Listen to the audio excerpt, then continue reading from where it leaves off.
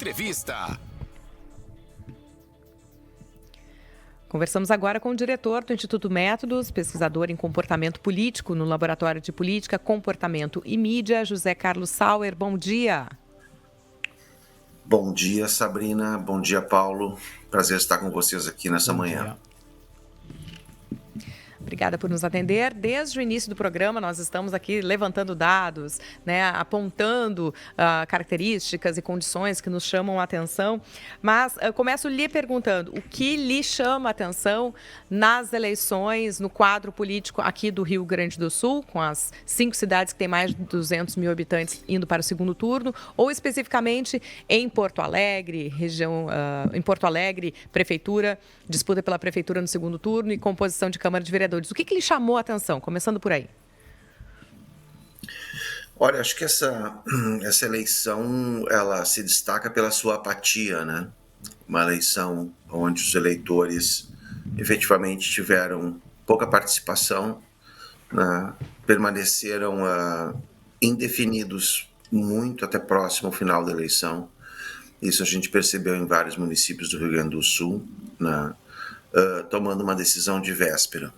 Então, acho que esse momento que a gente vive dessas eleições, no primeiro turno, provavelmente com a repetição dessa característica no segundo turno, onde o eleitor, em grande parte, não estabeleceu um diálogo com os candidatos, né? Ele tomou uma decisão e aqueles que não a tomaram de véspera, na semana da eleição, se não no dia da eleição. Acho que um dado importante que a gente pode contribuir para essa conversa é observar o grande número de eleitores que votaram branco ou nulo, né, na capital do Rio Grande do Sul, ou que se abstiveram da votação, né? Eles somam 401 mil eleitores, ou seja, há mais eleitores que deixaram de destinar o voto a algum candidato, né, optando por se abster, votar branco ou nulo, do que aqueles que deram o primeiro lugar ao atual prefeito Sebastião Melo e, consequentemente, a própria candidata Maria do Rosário, que chega ao segundo turno nessa disputa. Acho que esse é um ponto importante no caso de Porto Alegre. Pegando esse recorte, então, né, para recuperar aqui para o ouvinte, Porto Alegre foi a capital que teve maior índice de abstenção, 31,51%, que em números absolutos dá 345.544 eleitores que estavam aptos a votar. Então, só tirando aí brancos e nulos, só de abstenção, só de pessoas que não foram até as urnas, já é superior ao candidato melhor colocado, Sebastião Melo, que teve 345.420 votos. O senhor vê que essa vai ser a mobilização da campanha de segundo turno, a busca pelas pessoas que não saíram de casa? Sim, e necessária para todos, né? Porque a gente tem um conjunto de votos na disputa em Porto Alegre que pode ser conquistado, tanto por Sebastião Melo quanto Maria do Rosário, que são os votos que estão com a candidata Juliana Brizola, consequentemente o próprio Felipe Camozato, né? E os demais candidatos que participaram também, né? Mas, para que se estabeleça algum nível de diferença aqui entre eles, é necessário o retorno desses eleitores que se abstiveram no primeiro turno. E aí eu acho, Sabrina, que há um ponto importante, né? Compreender essa abstenção também a partir das cheias, onde nós temos uma grande parcela da população que sequer sabe onde votar, que não tem documentação e que efetivamente não vai, em parte, promover este retorno de forma tão fácil. Eu acho que nessa eleição ultrapassa até não é só não quero participar e não irei, é não consigo ir. Este é um ponto que a gente tem observado ao longo das eleições dos municípios que tiveram cheias no Rio Grande do Sul, né? Pela primeira vez, talvez a gente tenha tido níveis de abstenção em municípios do interior, por exemplo, que normalmente tem uma participação muito grande e que os eleitores efetivamente não conseguiram ir votar por não saber onde votar, pela sua zona eleitoral não existe mais, né? Ou sequer por não ter os documentos necessários para isso.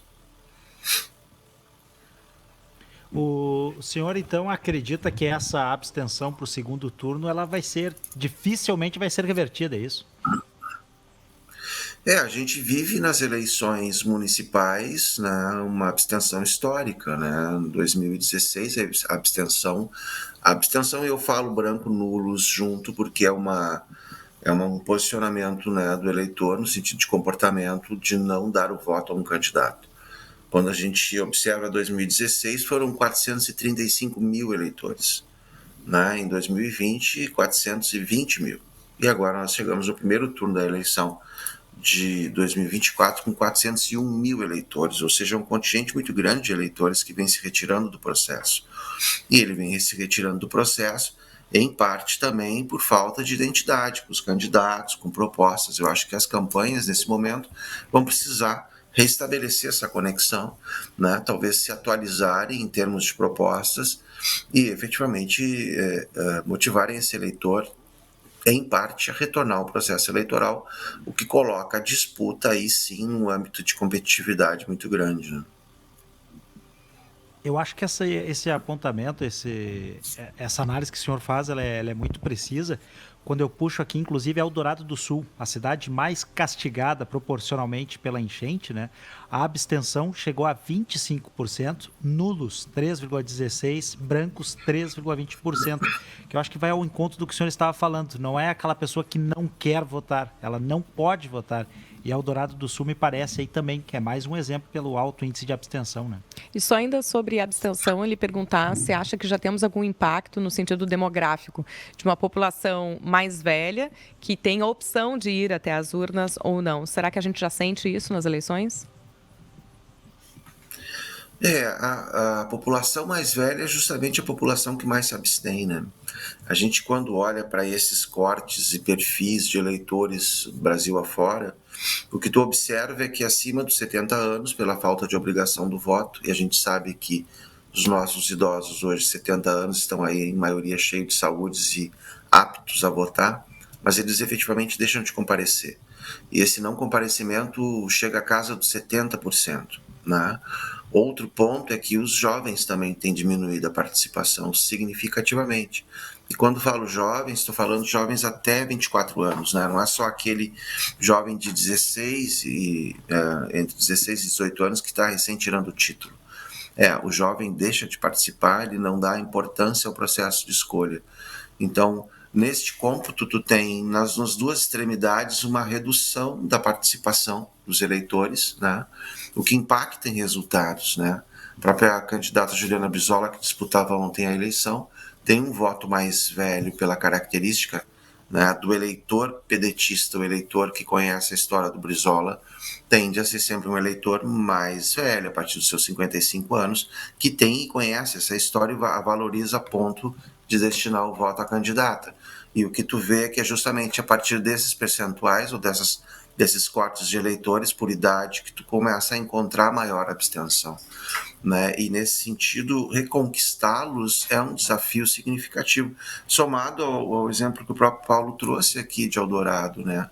O quanto existe também na capital a dificuldade em encontrar os locais de votação.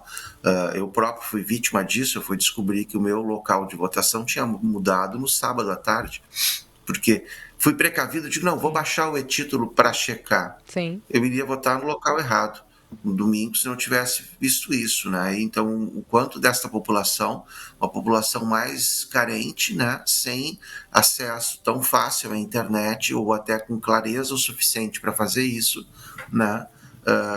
Ficou efetivamente sem saber aonde ir e impedida de votar, inclusive. Eu vou cada vez mais sendo convencido disso, porque agora abrir Canoas, por exemplo, Sabrina, bate Porto Alegre de abstenção. Impressionante, 31,83%, nulos 8,13% e brancos 9,37%. Quase 50% dos eleitores de Canoas não votaram ontem. Não, eu até pego sempre separadamente a abstenção, porque brancos a pessoa ainda foi até o local, né? Se manifestou de alguma forma. Mas a abstenção é por essas razões que a gente já elencou até agora. E realmente a verificação é importante. Eu pego o meu caso particular. Nas últimas 4 eleições, em 3 delas trocou o meu local de votação. Então agora eu já tenho como praxe fazer a verificação do local. E agora, para fechar, queria seu olhar sobre a Câmara de Vereadores de Porto Alegre, onde a gente percebe essa dicotomia, né? A gente tem entre as maiores bancadas eleitas, PSOL e PT, 5 vereadores cada uma delas, mas o crescimento do PL, que tinha uma cadeira, está com 4. Mas pegando, me parece que se evidencia essa dicotomia ainda, as ondas da polarização, quando a gente percebe os dois vereadores mais votados. O PL em primeiro lugar, com Gessé Sangalli com 22.966 votos, e do outro lado, o outro extremo, o PSOL, Karen Santos, com 20.207 votos. Acho que a Câmara de Vereadores é a casa das disputas antagônicas, né? A gente tem observado o crescimento de bancadas com posições ideologicamente distintas, né? Isso não ocorre só aqui, ocorre também nos demais municípios, grandes municípios, eu diria, principalmente do Brasil. Então, nesse sentido, acho que ela reforça o quanto a gente vem se distanciando, em grande parte, de uma política mais construtiva, sem prejuízo nenhum, diga-se de passagem, aos vereadores eleitos. Acho que todos têm a sua luta e têm as suas causas para representar, mas a gente fica e vem ficando a cada eleição com um grupo de vereadores, e por que não também na Câmara dos Deputados, a gente observa isso, formando bancadas com posições muito distintas, né? Em grande parte o consenso se afasta desse tipo de composição de Câmara, o que eventualmente nos leva a ter, e como já observamos também, aprovações contundentes de projetos da administração que conseguem deter uma base maior, inclusive ideologicamente posicionada junto a ela, né? Ou eventualmente uma discussão eterna sem um consenso sobre temas que são importantíssimos para cidades como Porto Alegre, ainda mais depois dos eventos que a gente passou em maio. José Carlos Sauer, diretor do Instituto Métodos, pesquisador em comportamento político no Laboratório de Política, Comportamento e Mídia. Muito obrigada pela análise que traz nesta manhã ao Jornal da Mix. Um bom dia para o senhor. Eu que agradeço. Um bom dia a todos.